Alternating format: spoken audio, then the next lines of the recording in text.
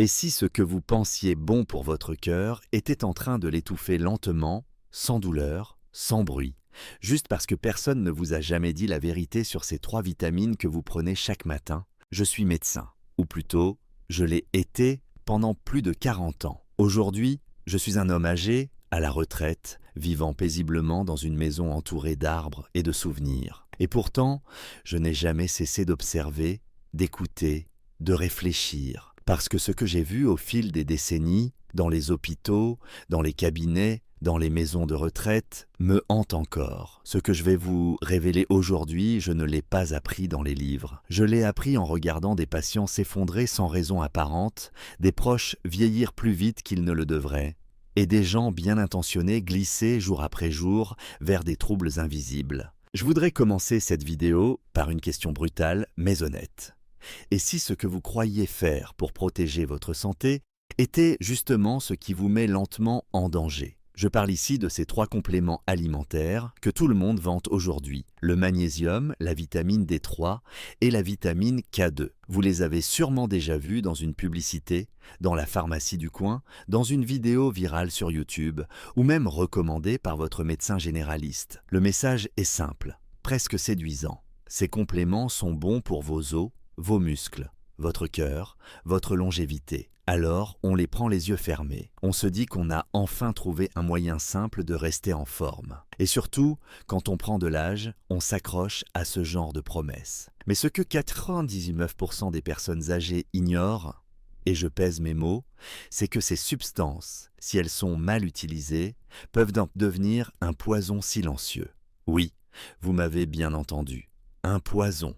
Un languissement vers la faiblesse musculaire, l'hypertension inversée, les troubles digestifs, les malaises, les AVC et parfois la mort. Je me souviens d'un patient, appelons-le Jean. Il avait 71 ans. Il était actif, lucide, encore passionné par son jardin et décidé à vivre longtemps et en bonne santé.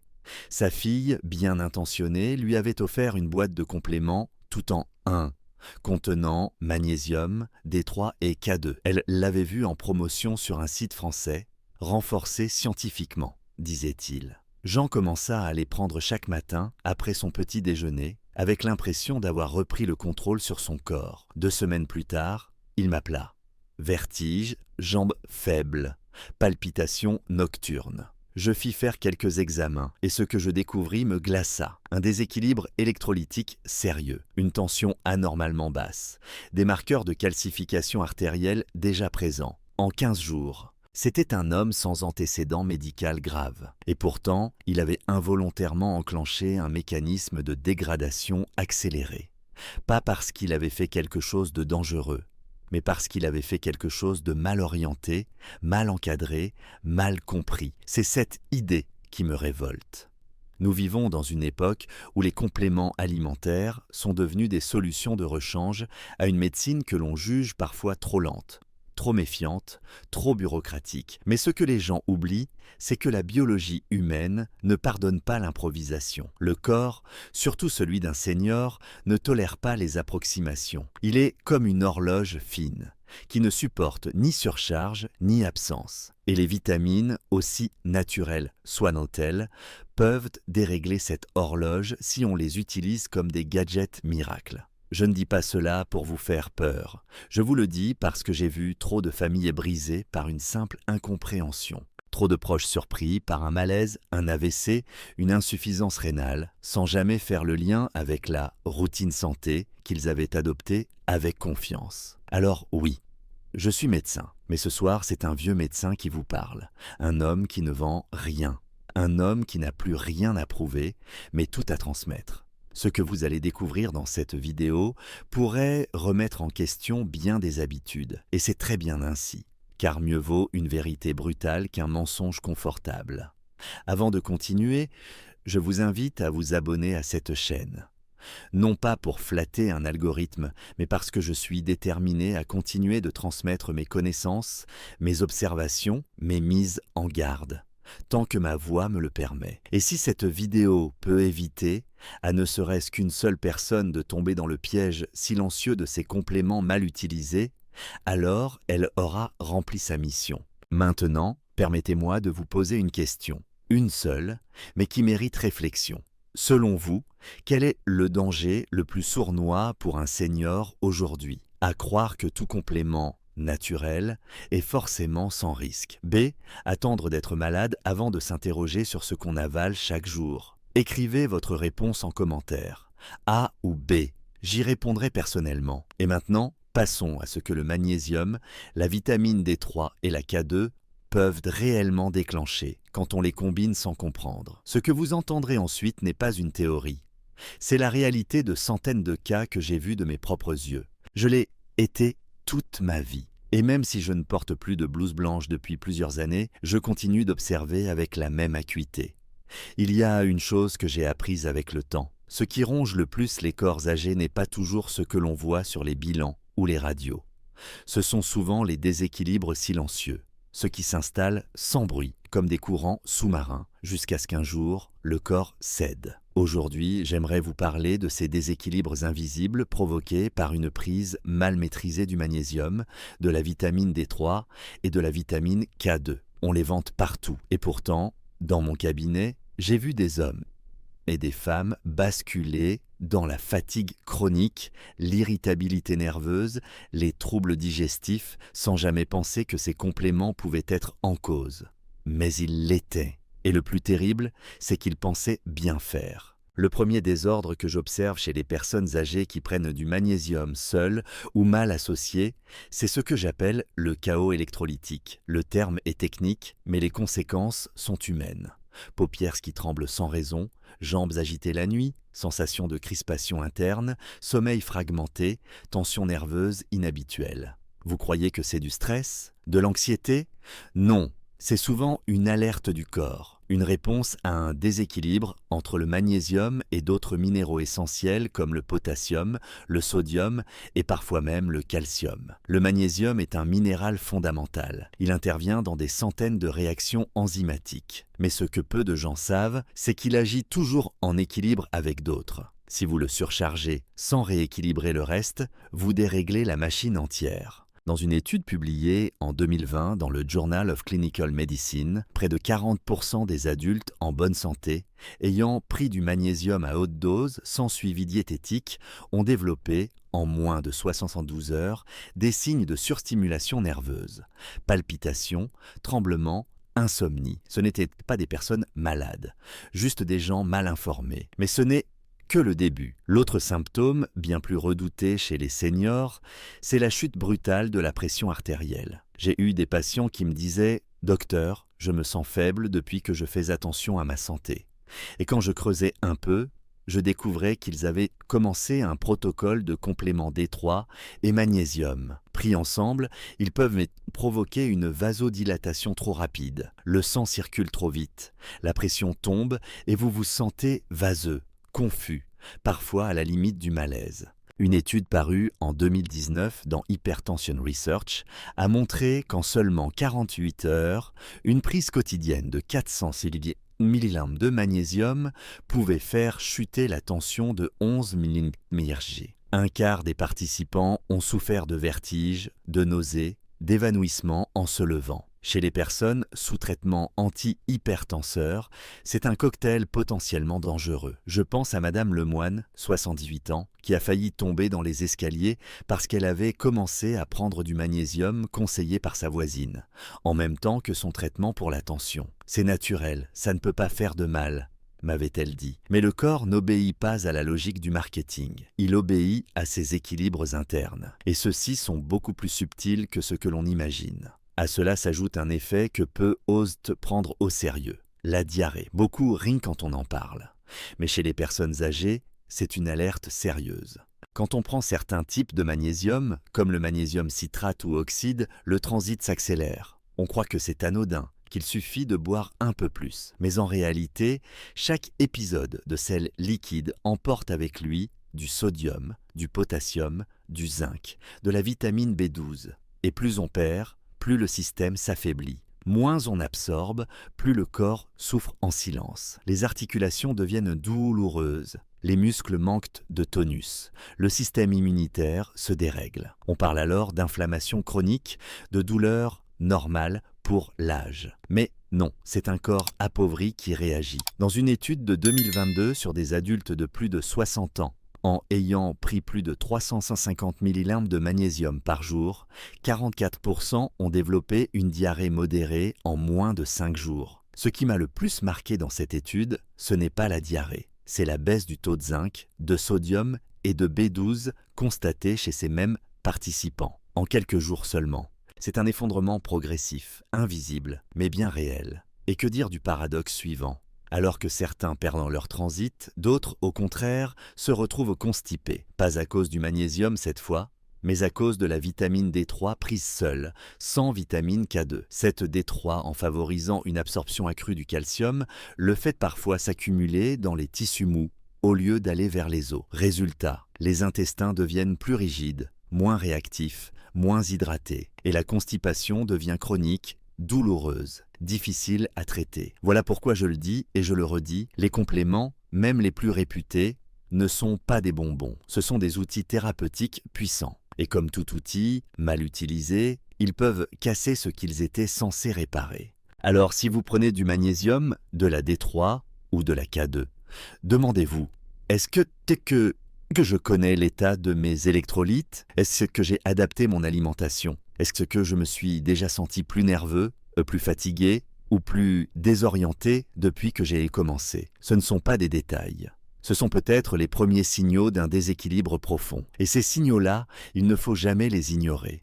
Le corps parle. Et parfois, il supplie qu'on l'écoute. Lorsque j'étais encore en activité, j'ai appris à reconnaître les symptômes qui ne trompent pas. Une douleur aiguë, un souffle court, une tension qui s'effondre, un électrocardiogramme en alerte rouge. Mais ce que je redoute le plus aujourd'hui, ce ne sont plus les urgences bruyantes. Ce sont les menaces silencieuses, les maux qui se forment en cachette au cœur même de nos artères, sans bruit, sans signal clair. C'est cela qui me hante depuis que j'ai quitté mon cabinet. Cette illusion de santé qu'entretiennent certains compléments et qui, mal utilisés, abîme lentement mais sûrement le cœur. Le cœur est un organe qu'on croit robuste. Il bat sans relâche pendant des années. Mais il est aussi extraordinairement vulnérable. Et je vais vous dire quelque chose que bien des patients ne soupçonnent pas. Certaines substances prises au nom du bien-être peuvent troubler son rythme, raidir ses vaisseaux, l'asphyxier peu à peu. Ce n'est pas une exagération, ce n'est pas une théorie. C'est ce que j'ai vu en vrai chez des hommes et des femmes qui voulaient simplement prendre soin d'eux. Je pense à René, un homme d'une 60aine d'années, à la retraite depuis peu, ancien gendarme, fort, discipliné. Il était fier d'avoir une santé de fer. Et puis un jour, il me consulte pour des palpitations inexpliquées. Il me dit « Docteur, j'ai l'impression que mon cœur rate des battements, ou parfois s'emballe sans raison. » Je l'interroge, je vérifie ses antécédents. Rien de majeur, pas de diabète, pas d'insuffisance cardiaque connue. Et puis je découvre qu'il a commencé, sur les conseils d'un ami, à prendre un cocktail quotidien, magnésium, vitamine D3, vitamine K2, multivitamines, plus une boisson enrichie en électrolytes, le tout sans aucun suivi. Il croyait bien faire. Il suivait ce que tout le monde fait maintenant. Mais il ignorait une chose essentielle. Le cœur ne fonctionne correctement que dans une harmonie minérale très précise. Trop de magnésium peut détendre les vaisseaux au point de désorganiser le rythme cardiaque. Trop de calcium, surtout s'il est mal dirigé, peut durcir les tissus, ralentir la conduction électrique, faire vaciller la pompe. Et sans assez de potassium, les signaux deviennent confus. Le cœur ne sait plus s'il doit ralentir ou accélérer. Il se met à hésiter. Et cette hésitation peut devenir fatale. Une étude parue en 2021 dans Clinical Cardiology a confirmé ce que j'ai observé pendant des années. 15% des adultes prenant du magnésium quotidiennement ont développé des palpitations, particulièrement ceux qui avaient un taux de potassium bas ou qui prenaient déjà des médicaments cardiaques. Mais ce n'est pas tout. Lorsque la vitamine D3 est ajoutée à haute dose, plus de 2000 UI par jour, le risque monte à 22%. Pourquoi ?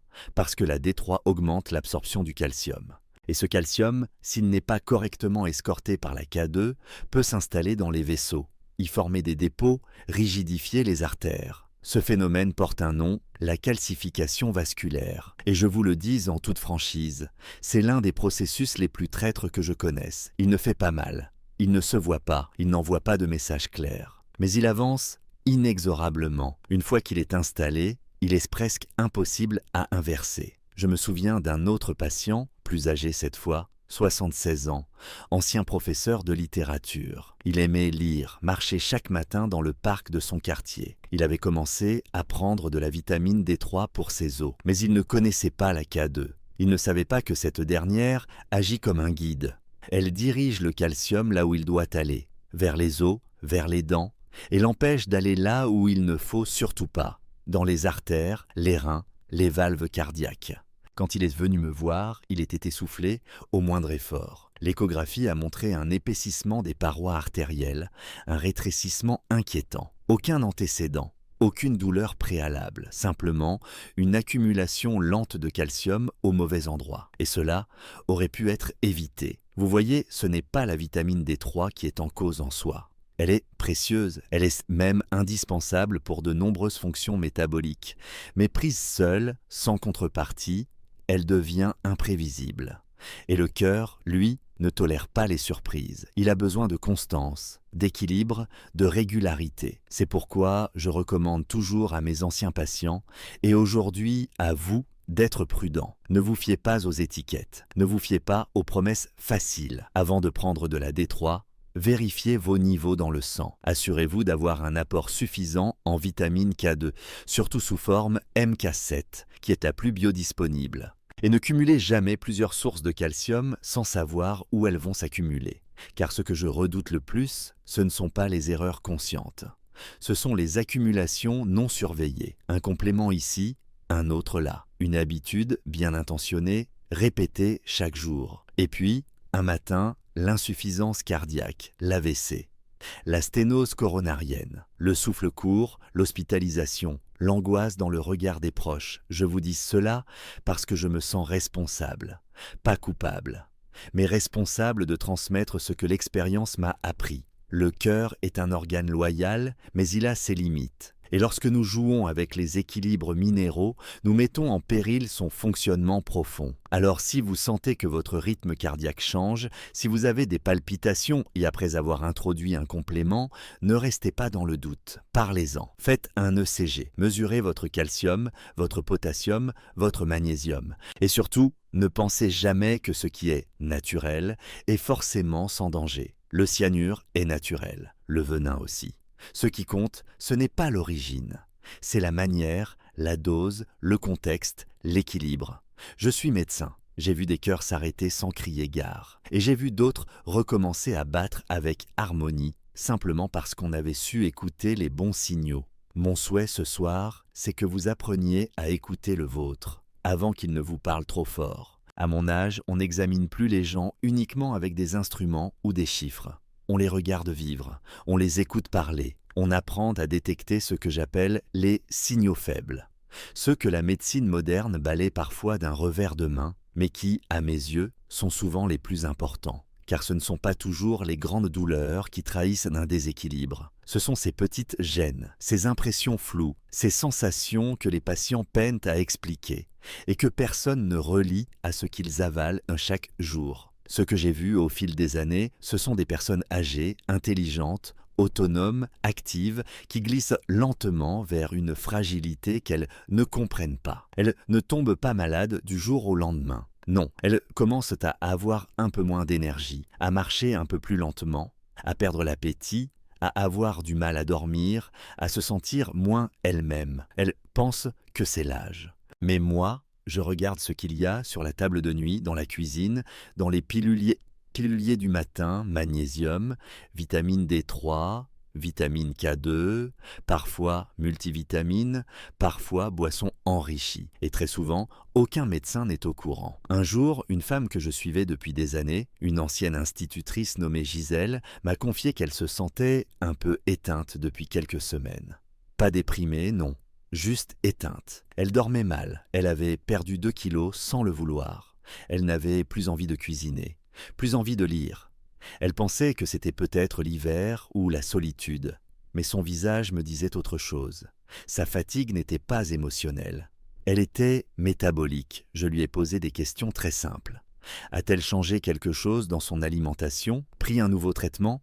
Elle hésite, puis finit par me dire « Ah, oui, ma nièce m'a offert des compléments.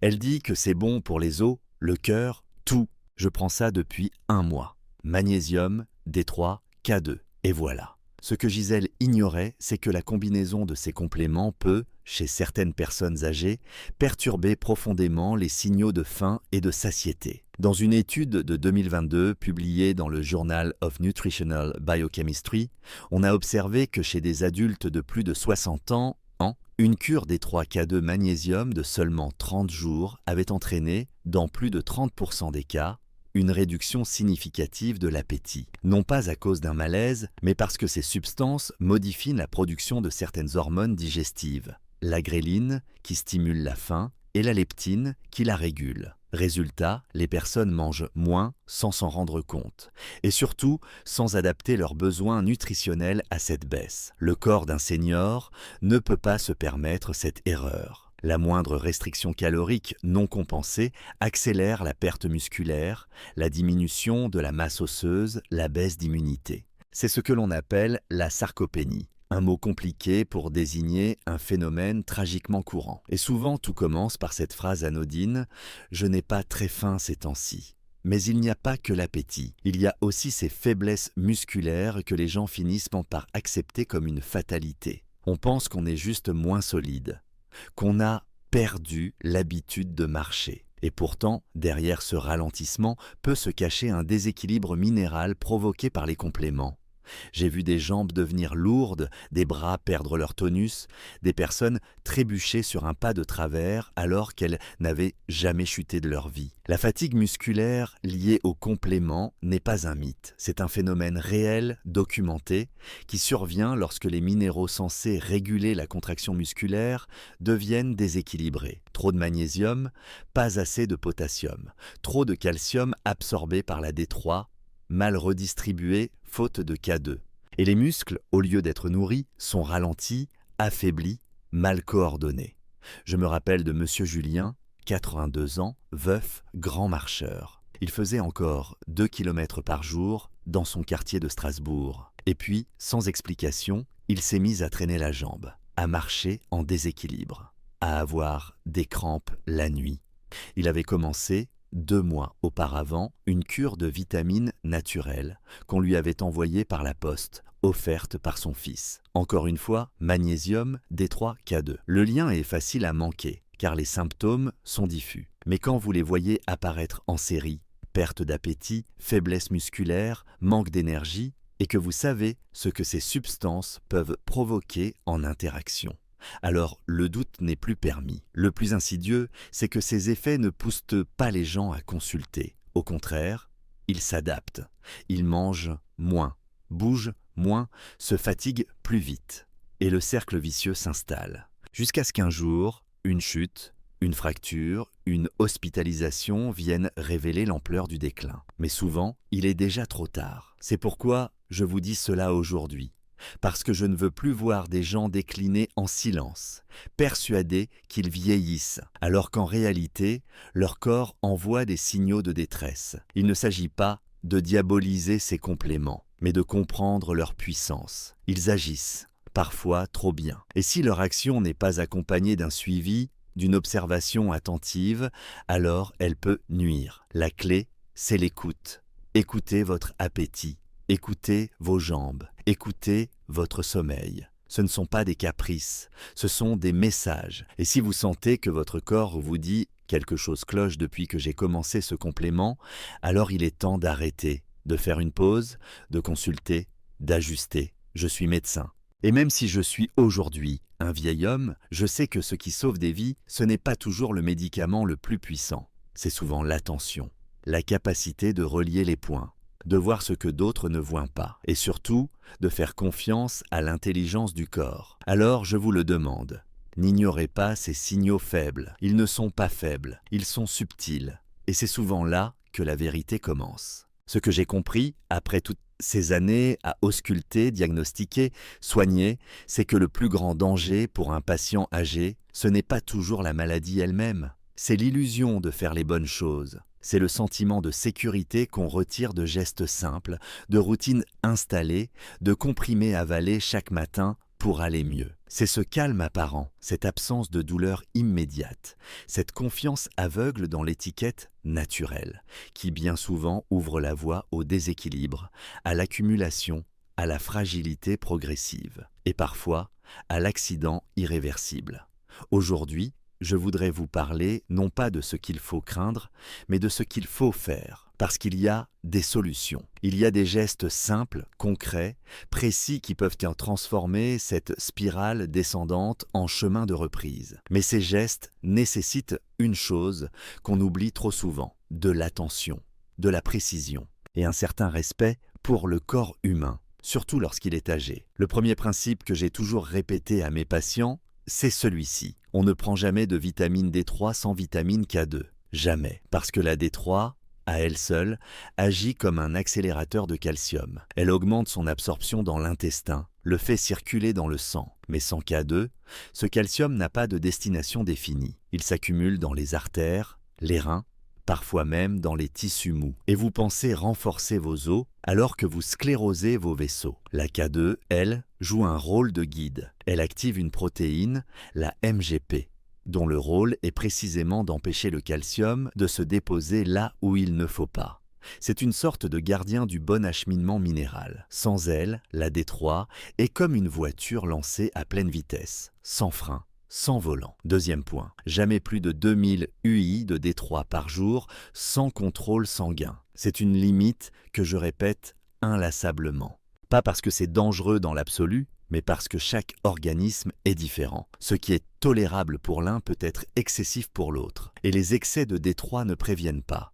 Ils s'installent en silence, dans le rein, dans la circulation, dans le cerveau même. Alors faites une prise de sang, demandez votre taux de 25 OH-D et ajustez. C'est simple, et c'est ce qui sépare la prévention efficace de l'erreur bien intentionnée. Troisième principe, introduisez les compléments progressivement, un par un. Je dis cela parce qu'aujourd'hui, les seniors se retrouvent souvent avec des packs complets. Magnésium, plus D3, plus K2, plus zinc, plus sélénium, plus probiotiques. Et quand un symptôme apparaît, fatigue, insomnie, crampes, palpitations, il est impossible de savoir ce qui en est la cause. Je conseille toujours d'ajouter un seul élément à la fois, pendant une semaine, puis d'observer. Le corps parle. Mais encore faut-il lui laisser l'espace pour qu'on l'écoute.